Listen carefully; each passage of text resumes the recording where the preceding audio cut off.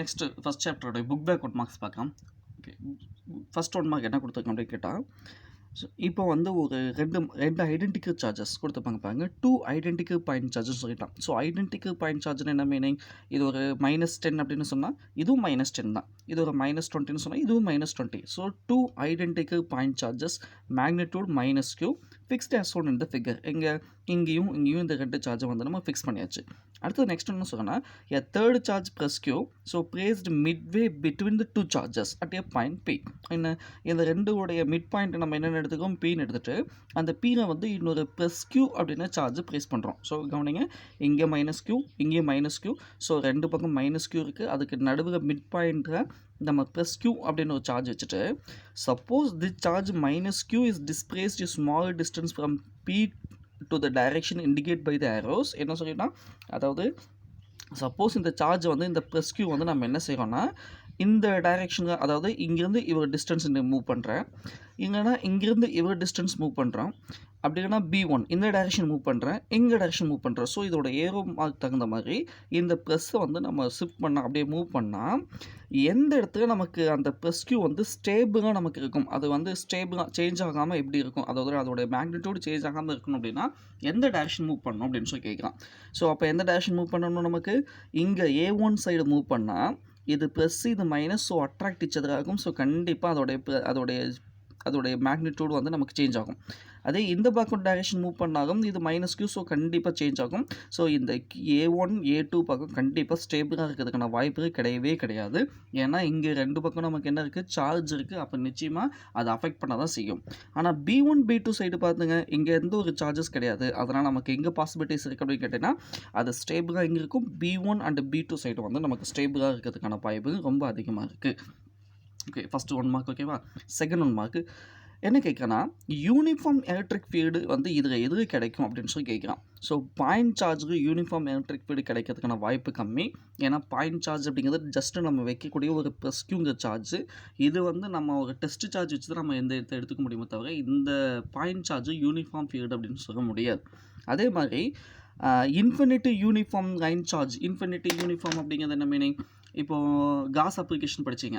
So cos அப்ளிகேஷனுக்கு இது மாதிரி ஒரு இன்ஃபினிட்டி லைன் சார்ஜ் எடுத்துகிட்டு இங்கேருந்து ஒரு டிஸ்டன்ஸில் நம்ம பிங்கிற பாயிண்ட் எடுத்துக்கிட்டால் அது வந்து எலக்ட்ரிக் ஃபீல்டு எப்படி கிடைக்கும் அப்படின்னு சொல்லி படித்தோம். ஸோ அந்த எலக்ட்ரிக் ஃபீல்டு நமக்கு என்னென்னா λ/2π/r படிச்சிங்க.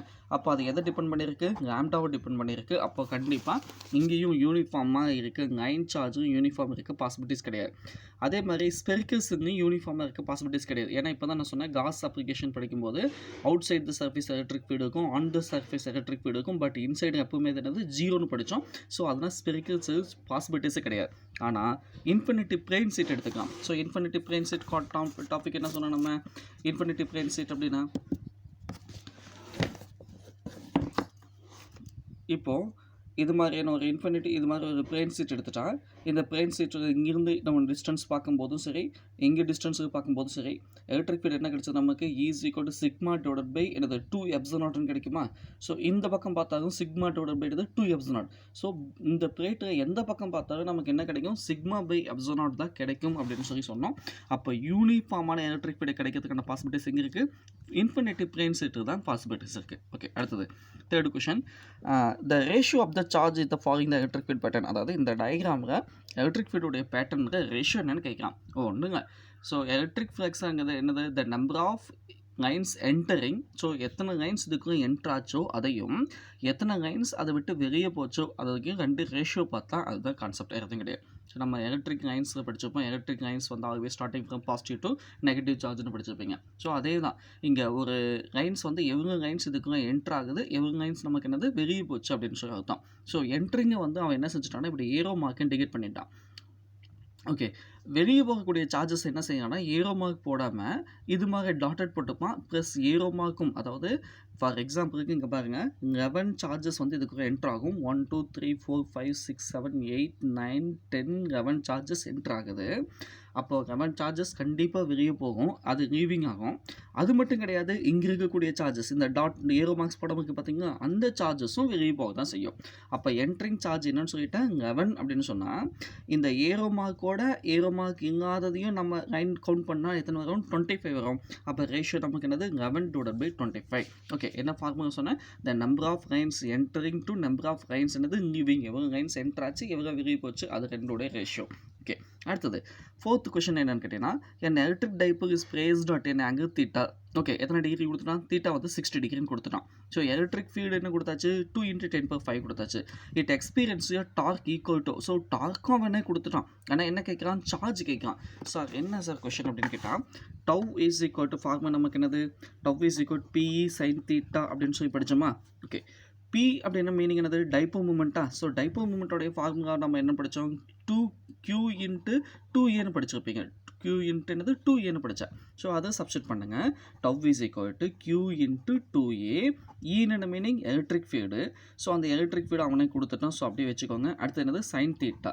ஸோ அவன் இது கேட்குறது என்னது, Q கேட்குறான். அப்போ Q is equal to tau divided by என்னது 2A sin θ ஃபார்முலா சப்ஸ்டிட் பண்ணி போடணும். ஓகே, ஸோ ஃபார்முலா எப்படி வந்துச்சுன்னு சொல்லிட்டேன். இன்னொரு டைம் ஸ்டெப்போட காட்டுறேன் பாருங்க. Tau is equal to QE × 2A எப்படி வந்துச்சு, அந்த ஈக்கு வந்து நமக்கு என்னது Q × 2A, அதாவது Pக்கு வந்து Q × 2A இட்டு E ட்டு sin θ. அது வந்து Q கண்டுபிடி. டவ் தெரியும், எலக்ட்ரிக் ஃபீல்டு கொடுத்துட்டான், டைப்போட டிஸ்டன்ஸ் நம்ம கொடுத்துட்டான். ஓகே, அடுத்தது தீட்டா வந்து சைன் 30 டிகிரி. சைன் 30யோட ஆன்சர் என்னது 1/2. ஸோ சப்ஸ்டிட் பண்ணால் என்னது 8 × 10⁻³ வரும். அதுதான் மில்லி கூலம்ஸ் அப்படின்னு சொல்லி பார்த்துட்டான். ஸோ இந்த ஆப்ஷன் கேட்டால் வரும். ஸோ ஃபார்முலா ஞாபகம் வச்சுக்கோ. என்ன formula, tau is equal to PE என்னது சைன் தீட்டா, அதுக்கு P சப்ஸ்டிட் பண்ணணும். ஓகே, அடுத்தது 4 காசியன் சர்ஃபேஸ் கொடுத்தாச்சு. இந்த 4 காசியன் சர்ஃபேஸ் இது ABCD. ஓகே, காசியன் சர்ஃபேஸ் அப்படிங்கிறது நம்ம எடுத்துக்கூடிய க்ளோஸ்டு இமேஜினரி சர்ஃபேஸ். இந்த 4 காசியன் சர்ஃபேஸில் வந்து நமக்கு எலக்ட்ரிக் ஃப்ளக்ஸ் வந்து இன்க்ரீசிங் ஆர்டர் எப்படி இருக்குன்னு கேட்கலாம். ஓகே, அப்போ எலக்ட்ரிக் ஃப்ளக்ஸ் என்னப்பா, இன்க்ரீசிங் ஆர்டர் கேட்டான். அப்போ இன்க்ரீசிங் ஆர்டர் வந்து எது அதிகமாக இருக்கும் அப்படின்னு பார்த்தா, இன்க்ரீசிங் ஆர்டர் என்னது, கம்மியானது வந்து போய்க்கலாமா. ஸோ அப்போ கம்மியாக எங்கே கிடைக்கும் அப்படின்னு கேட்டால், இந்த D அப்படின்ற சர்ஃபேஸ் இருக்குது பார்த்தீங்களா, இதுக்குங்க என்ன சார்ஜ் இருக்குது, -Q இருக்குது. அப்போது என்ன காஸ்ஸோடைய ஃபார்முலா 5 = Q டிவைடட் பை என்னது ε0. இது காஸ்ஸோடைய ஃபார்முலா. அப்போ ஃப்ளக்ஸ் 5 இங்கே என்ன இருக்குது, மைனஸ் இருக்கா. அப்போ -Q டிவைடட் பை ε0 எதுக்கு, Dக்கு கிடைக்கும். இப்போ சிக்கு பார்த்தா வாய்ப்பு கம்மி தான். ஏன்னா இங்கே ப்ளஸ் இருக்குது, இங்கே மைனஸ் இருக்குது. அப்போ ரெண்டுமே என்ன ஆகிடும், கேன்சல் ஆகிடும். ஸோ அங்கே 0/ε0 போடுவீங்க. எங்கே சிக்கு வந்து 0 ஆகிடுச்சு. அடுத்தது பிக்கு வந்து பார்த்தா இங்கே என்ன இருக்குது, மைனஸு, இங்கே என்னது இங்கே என்னது மைனஸு, இங்கே என்னது +2Qன்னு இருக்குது. ஸோ ரெண்டையும் ஆட் பண்ணால் Qன்னு ஆகிடுமா. அப்போ Q டிவைடட் பை ε0 எங்கே கிடைக்குது, Bயில் கிடைக்கும். ஸோ இது Dக்கு, இது Cக்கு, இது என்னது Bக்கு. அதே ஏக்குன்னு எடுத்துட்டா இங்கே டோட்டலாக இது ஃபுல்லாகவே எடுத்துக்கணும். ஏன்னா இதுதான் ஏயோடைய காசியன் சர்ஃபேஸ். அப்போ இங்கே இருக்கக்கூடிய மைனஸ் ப்ளஸ் என்ன ஆகிடும், கேன்சல் ஆகிடும். அப்போ இங்கே இருக்கக்கூடிய சார்ஜ் மட்டும்தான் ஏக்கு இருக்குது அப்படின்னு மீனிங். அப்போ என்ன இருக்குது, 2Qன்னு இருக்குது. அப்போ 2Q டிவைடட் பை ε0. அப்போ எதுக்கு அதிகமாக இருக்குது, ஏக்கு அதிகமாக இருக்குது. ஓகே, அதை விட கம்மி எங்கே இருக்குது, Bக்கு. அதை விட கம்மி எங்கே, C. அதை விட கம்மி எங்கே, D. அதாவது என்னது, இது மைனஸ் இருக்குது, இது 0. அப்போ இதுதான் பெருசு, இது வந்து கம்மியாக தான் நம்ம எடுத்துக்கணும். அப்போ ஆப்ஷன் படி D < C < B < A அப்படின்னு சொல்லி நம்ம எடுத்துக்கிறோம்.